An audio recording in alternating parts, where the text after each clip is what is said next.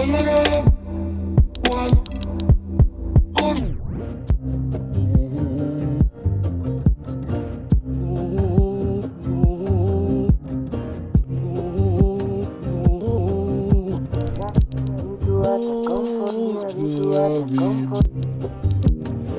digo que non puedas queixarte si la toqueja está justificada, pero si la tu vida ya cómoda escuelle bien les pallables per expressar-te, aunque hi verdad y per otra parte que salle la intención de este sistema que de otros te vende problemas y pena, pa' que sientas que lo tuyo no es grave y así habituarte a conformarte. Sé que cuesta sonreír debajo de un yugo así,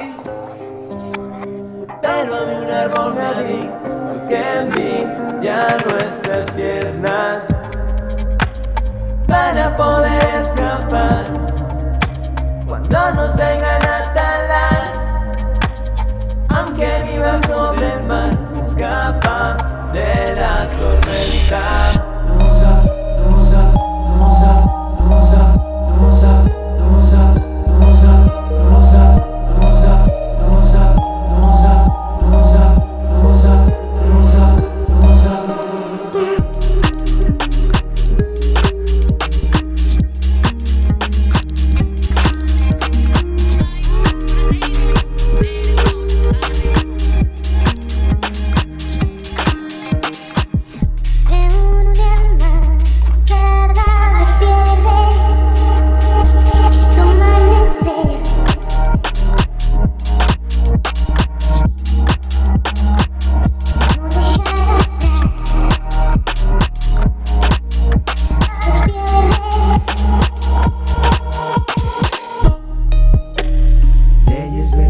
Hasta se olvida de que tiene la nevera llena, y aunque son soluciones no es pena, ni nos llena si nos llena la barriga.